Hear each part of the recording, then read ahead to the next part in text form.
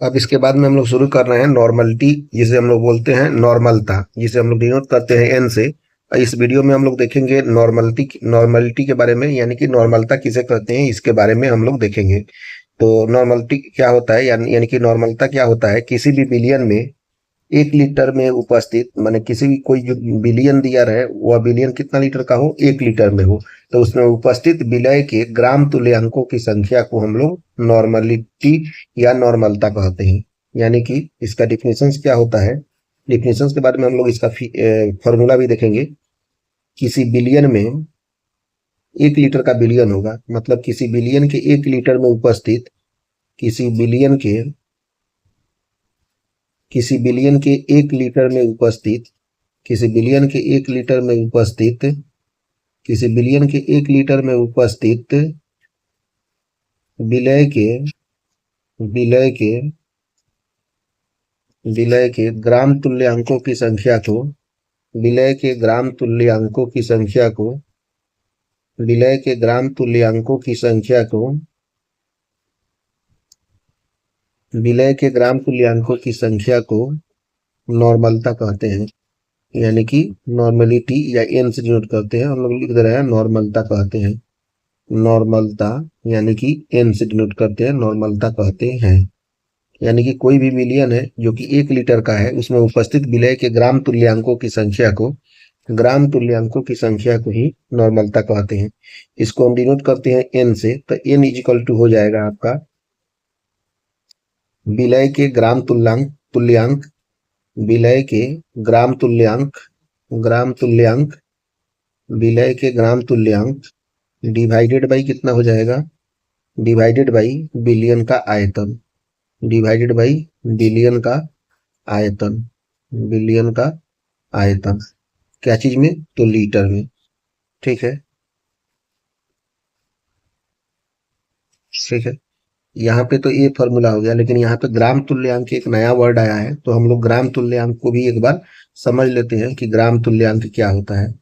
तो यहाँ पे ग्राम तुल्यांक जो हो जाएगा, ग्राम तुल्यांक इक्वल टू होता है आपका भार डिवाइडेड बाई तुल्यांक भार, तुल्यांक भार।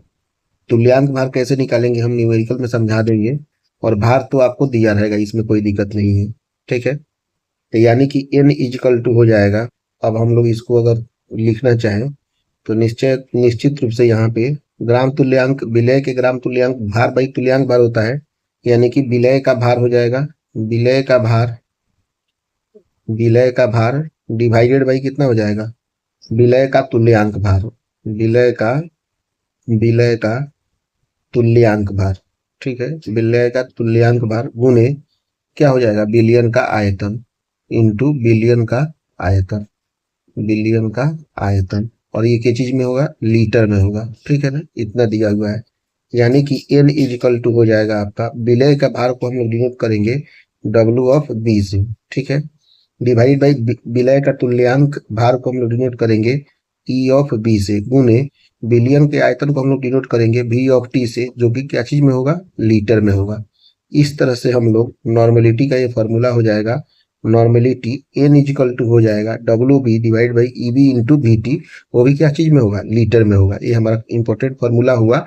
अब इस पे हम लोग कुछ न्यूमेरिकल्स देख लेते हैं, जिससे आप लोग का कॉन्सेप्ट क्लियर हो जाएगा। ठीक है, इसको मैं ऊपर कर रहा हूँ, यहाँ से हो जाएगा, और मैं यहाँ पे क्वेश्चन लिख रहा हूँ जिससे आपको दिक्कत नहीं होगा। क्वेश्चन है आपका 80 ग्राम NaOH दिया हुआ है, 80 ग्राम NaOH को जल में घोलकर जल में घोलकर 80 ग्राम NaOH को जल में घोलकर क्या किया जा रहा है, 500 ग्राम बिलियन बनाया जा रहा है। ठीक है, 500 ग्राम बिलियन बनाया जा रहा है, बिलियन बनाया गया। ठीक है, बिलियन बनाया गया। तो बिलियन की नॉर्मलता ज्ञात करना है, तो बिलियन की नॉर्मलता ज्ञात कर, बिलियन की नॉर्मलता ज्ञात करें, बिलियन की नॉर्मलता ज्ञात करें। देखिए इसमें क्या क्या दिया हुआ है और क्या क्या निकालना है। ठीक है, सबसे पहले NaOH का भार जो दिया हुआ है, NaOH का भार कितना दिया हुआ है? NaOH का भार दिया हुआ है 80 ग्राम, यानी कि ये हो गया W ऑफ B, यानी कि विलय हुआ। इस विलय को हम लोग घोल रहे हैं और 500 ग्राम का विलयन बना रहे हैं, यानी कि NaOH का भार हो गया आपका कितना? WB इजिकल टू 80 ग्राम हो गया। ठीक है। अब उसके बाद में विलयन का आयतन जो दिया हुआ है, विलयन का आयतन, विलयन का आयतन, और आयतन को डिनोट करेंगे V ऑफ T से। ये कितना दिया हुआ है? 500 मिलीलीटर होना चाहिए। यहाँ पे ग्राम ना होकर मिलीलीटर होना चाहिए, क्योंकि आयतन जो होता है वो अब मिलीलीटर में होता है। ठीक है। तो 500 मिलीलीटर, और मिलीलीटर को हम लोग चूंकि लीटर में चेंज करेंगे, चूंकि लीटर में ही फॉर्मूला है, तो 500 बाई 1000 हो जाएगा, यानी कि 1/2 लीटर दिया हुआ है बिलियन का आयतन। तो इसमें देखिए, NaOH का भार WB तो मिल गया और VT भी मिल गया, बस EB निकालना है। यानी कि क्या निकालना है? NaOH का तुल्यांकी भार, यानी कि विलय का तुल्यांकी भार, यानी कि NaOH यहाँ पे विलय के रूप में है, तो NaOH का तुल्यांकी भार यानी कि हो जाएगा EB से डिनोट कर रहे हैं, तो EB इजिकल टू हो जाता है, तुल्यांकी भार का फॉर्मूला होता है क्या? तुल्यांकी भार का फॉर्मूला होता है आपका तुल्यांकी भार का फॉर्मूला जनरली होता है आपका, मतलब कि मोलिकुलर वेट, यानी कि MB डिवाइडेड बाई N से डिनोट कर देंगे। ठीक है। और N यहाँ पे जो होता है, N जैसे H यहाँ पे कितना है, तो OH कितना है? 1। तो Na प्लस OH माइनस, तो 1 है, इसलिए N का वैल्यू 1 हो जाएगा।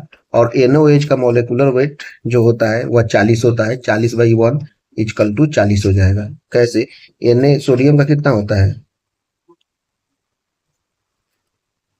सोडियम का जो होता है 23 होता है, प्लस ऑक्सीजन का होता है 16, प्लस हाइड्रोजन का 1 होता है, तो सबको जोड़ेंगे तो हो जाएगा 40, इसीलिए इसका मोलिकुलर वेट हो गया 40। और यहाँ पे Na प्लस OH माइनस है, तो यहाँ पे OH से जुड़ा हुआ है, तो इसका N कितना हो गया? 1 हो गया।